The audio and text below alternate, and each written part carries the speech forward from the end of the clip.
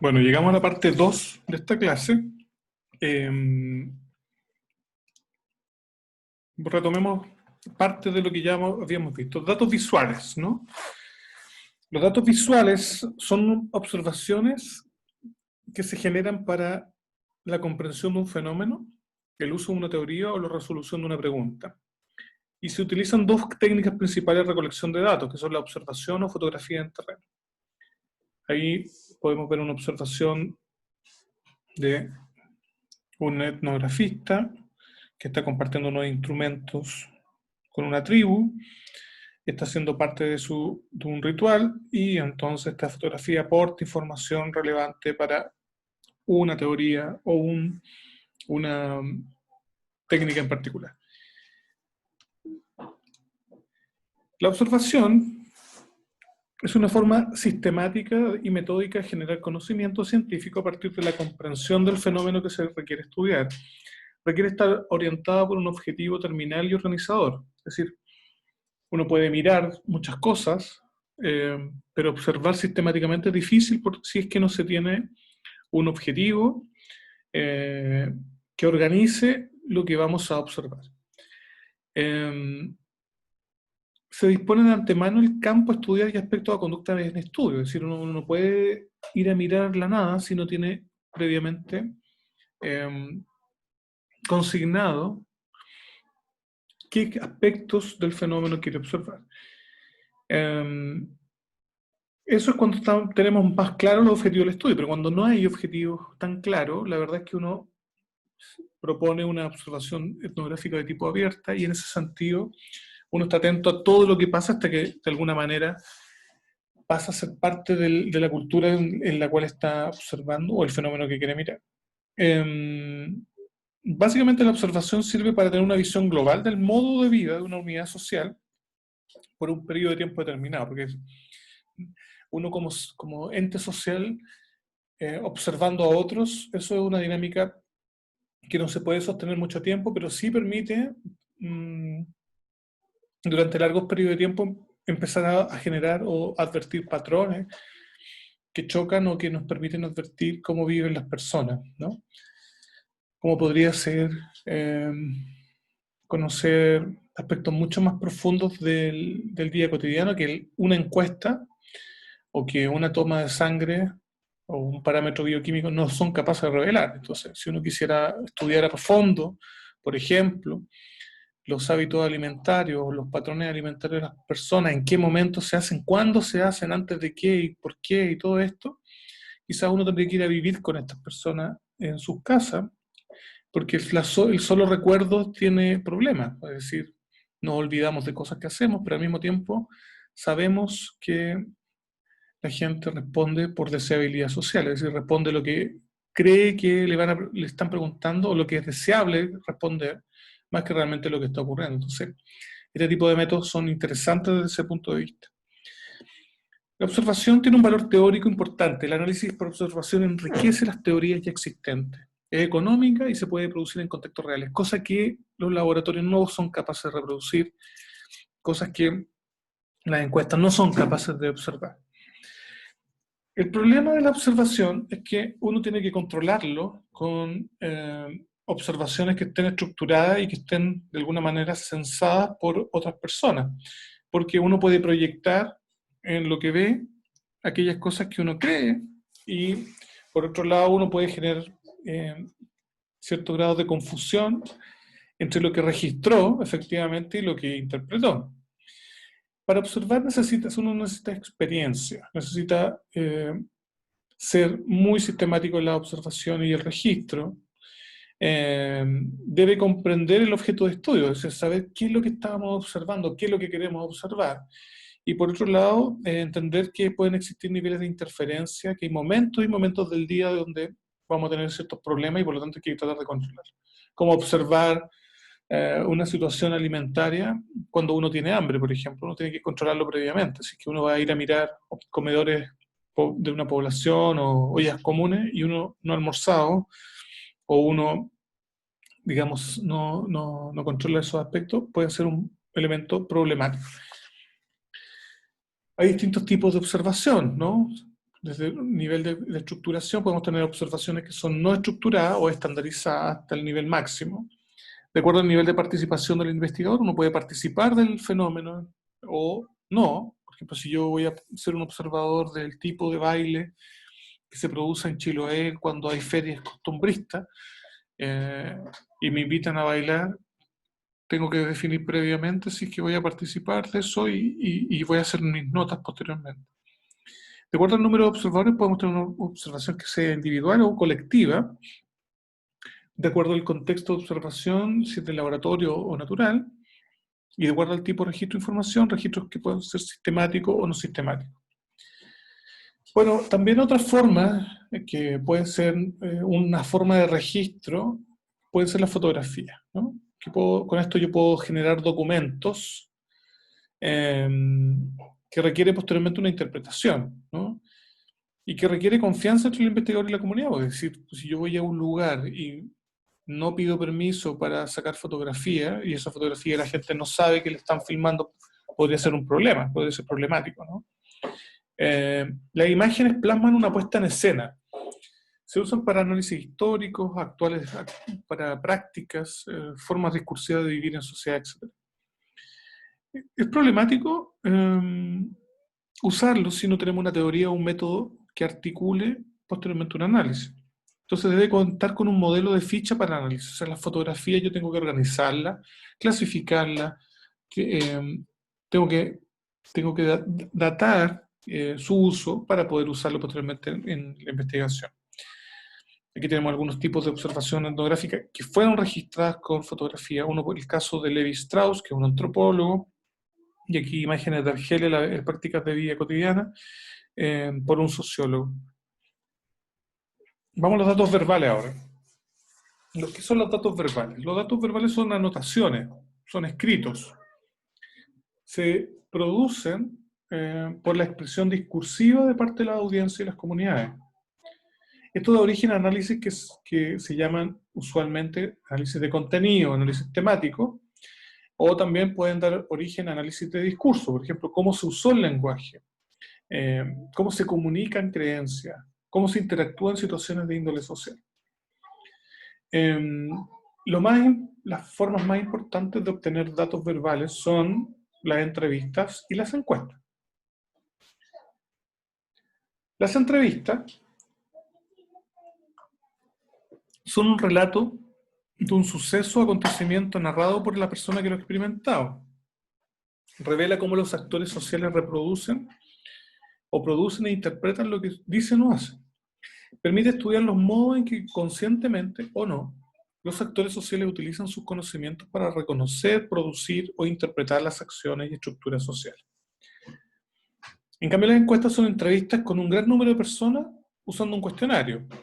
Son entrevistas, por así decirlo, que las personas pueden llenar ellas como autorregistro o pueden ser llenadas por el entrevistador o el encuestador, como en el caso de un censo, por ejemplo. Necesita alto nivel de estructuración en las encuestas para poder tabular y analizar posteriormente la información.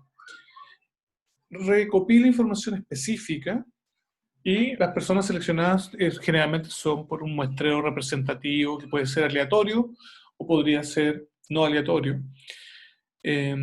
Para la aplicación requiere aplicar una prueba del cuestionario, supervisar el trabajo de campo, codificar las preguntas, depurar la información, tabular, analizar y elaborar un informe. Que es un poco lo que básicamente nos vamos a dedicar en la siguiente parte del curso. Para Kirkwood, en 1977, la entrevista tiene sentido cuando existe un potencial de transferencia de información pura, es decir, cuando una persona con otra se conecta y existe un potencial sentido de transferencia de información, entonces la entrevista tiene especial relevancia. En segundo elemento, existe la transacción que puede ser que hay errores inevitables. Hay que asumir que la transacción de esta información presenta errores que son inevitables, que son reconocidos y que podrían ser controlados. Y por otro lado, que tiene sentido cuando se comparten aspectos del día a día, es decir, uno no va a entrevistar sobre aspectos que las personas no tienen una experiencia y que no tienen nada que decir. Las entrevistas se pueden clasificar según el número de participantes en grupales e individuales, según el nivel de estructuración de las preguntas o la libertad del entrevistador para sondear preguntas en entrevistas que son estructuradas, semiestructuradas y no estructuradas. Respecto a la formalidad del encuentro, uno podría decir que hay entrevistas que son, digamos, formales, como el caso de una entrevista de trabajo, y entrevistas de tipo más cotidianas, como podrían ser las etnográficas. Respecto al grado de apertura del propósito de la investigación, uno podría decir que el propósito de la investigación puede estar muy definido, muy controlado, o más bien puede ser completamente abierto. Y en una zona intermedia uno podría decir, bueno, yo voy a partir con algo muy abierto, voy a ir cerrando este propósito durante el proceso de investigación y finalmente lo cierro a un aspecto específico una vez que yo ya comprenda un poco mejor a dónde me estoy metiendo. ¿Ya? También podríamos decir entonces que, claro, que si yo ocupara dos ejes de clasificación, podríamos decir que si yo pusiera aquí en un eje el nivel de estructuración y el otro la cantidad de personas que están involucradas, podríamos decir entonces que los grupos focales son, de alguna manera, entrevistas estructuradas y grupales. Respecto a los entrevistas que son estructuradas e individuales, por ejemplo, entrevistas en encuentros tipo censo, donde hay una persona que me está preguntando y yo relleno la información. Y, por ejemplo, las entrevistas en profundidad que serían no tan estructuradas, individuales, y las entrevistas grupales que son grupales, pero no tan estructuradas también. Entonces, esto sirve para saber qué tipo de entrevista o tipo de encuestas voy a formular. Ahora, otros problemas que tienen las entrevistas son que los entrevistadores no son todos iguales. Se necesita una confianza mutua generada. Hay distancias sociales involucradas y, por otro lado, que no todos tienen el mismo control de la entrevista. Por otro lado, el entrevistado podría sentirse incómodo y adoptar tácticas de evasión si el cuestionamiento es muy profundo y no se logró la confianza previa necesaria. Ambos podrían poner límites al intercambio debido a las relaciones de poder que pueden existir entre ambos. Por eso hay que explicitar también al inicio lo que uno hace. Algunos significados que son claros para unos podrían ser sustancialmente opacos para otros. Y quinto, es imposible que en un encuentro cotidiano se mantenga control racional de todos los aspectos. Por lo tanto, hay cosas que van a salir en esa relación que podrían interferir con la entrevista. Sin embargo, sea cual sean los problemas que uno va a encontrar, siempre los propósitos de las entrevistas tienen que ver cuando yo necesito evaluar o medir algo en alguien, ¿no? Cuando se tiene que seleccionar a alguien, cuando quiero promover un cambio terapéutico, en el caso de una entrevista, por ejemplo, nutricional, ¿no? O testear o desarrollar una hipótesis, obtención de datos para un experimento o definir una muestra de población. Entonces, según el propósito, los entrevistados pueden tener baja o alta motivación. Mi entrevista es para saber el nivel de percepción de vulnerabilidad a COVID-19 y la gente en este momento capaz que esté muy llana a responder, pero puede ser que en un par de meses no. Entonces, hay que pensar en muchas cosas, hay que ordenar muy bien las cosas para poder hacer una buena entrevista o una buena encuesta. Para el diseño, tenemos que tener muy claros los objetivos de la entrevista. ¿Para qué estamos preguntando todo esto? Hay que definir el objeto de estudio y los temas a abordar, o sea, variables. ¿Cuáles son las variables que vamos a usar? Determinar el nivel de especificidad, profundidad y estructuración de las preguntas. ¿Ya? Vamos a hacer preguntas cerradas, preguntas abiertas, ¿de qué tipo? ¿No? Vamos a hablar sobre que alguien describa cosas, comente cosas. Entonces, hay que pensar muy bien qué variable y la variable va a decir qué tipo de pregunta vamos a usar. Hay que considerar el nivel de educación de los entrevistados, cuál es el nivel de estimulación o motivación previa que tienen para contestar, si los usuarios tienen un nivel de autoanálisis importante y el tipo de relación que se espera obtener con el entrevistador. Entonces, claro, aquí les pongo un ejemplo de una entrevista grupal sobre un aspecto específico que se quiera sondear.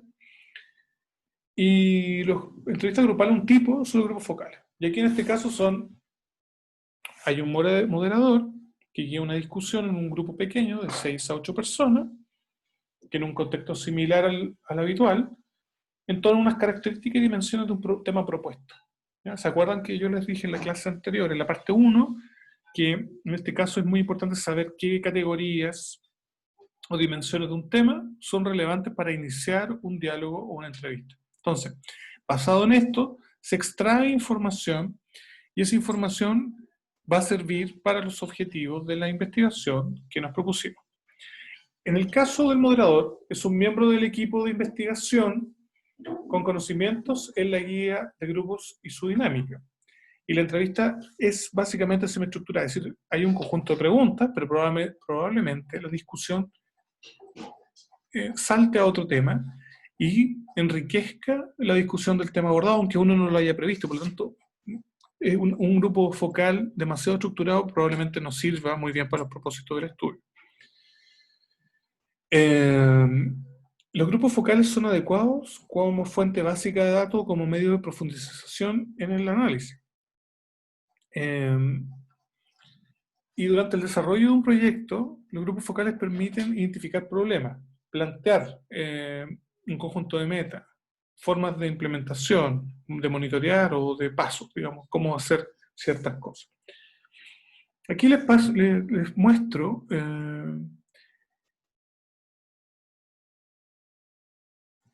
formas que define la gente respecto a las barreras. Esto está en inglés, es una tabla adaptada de Haynes y Maslow, y en el año 2015.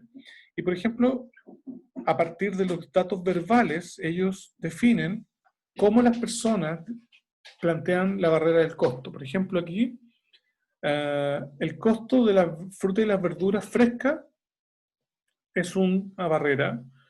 Y así, ¿no? Van definiendo distintas categorías de barreras para un problema en particular, que en este caso es al consumo de fruta y verdura. Entonces, la seguridad, la variedad, la perecibilidad, importante en estas condiciones, el transporte, la disponibilidad, las preferencias alimentarias, la calidad y las conveniencias, son barreras que podrían definir problemas que nosotros no hemos a lo mejor conocido en esta época y que son relevantes para los problemas que ustedes quieren estudiar. Entonces, fíjense la utilidad del grupo focal en este caso. Extracto de una entrevista, aquí son dos textos sobre qué piensan las personas, estudiantes en este caso, sobre enfoque de investigación y de aprendizaje, ¿no? Y eso, todo el texto está hablando de una categoría importante o varias categorías que dan referencia a lo que estamos tratando de estudiar.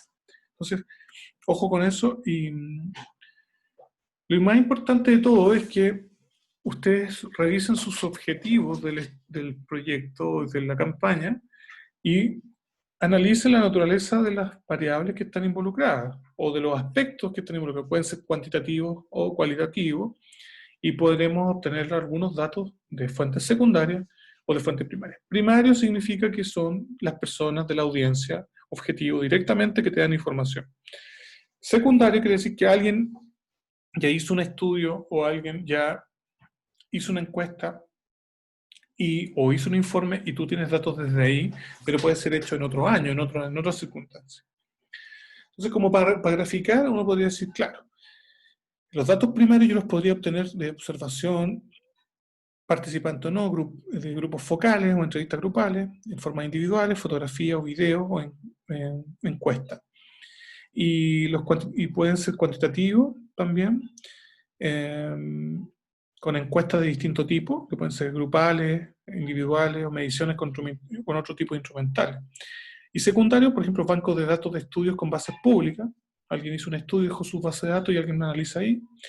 Pueden ser encuestas poblacionales, registro de fichas clínicas, sistema de vigilancia, etcétera, etcétera, etcétera. O sea, información relacionada con los temas que ustedes están planteando existe, quizás no de la mejor calidad, o existe poco, y si existe poco, bueno, vamos a tener que hacer buenas encuestas y buenos sistemas de investigación para obtener los datos que necesitamos. Muchas gracias y con esto cerramos y por favor lean las guías de trabajo y los textos para esta parte del curso. Muchas gracias.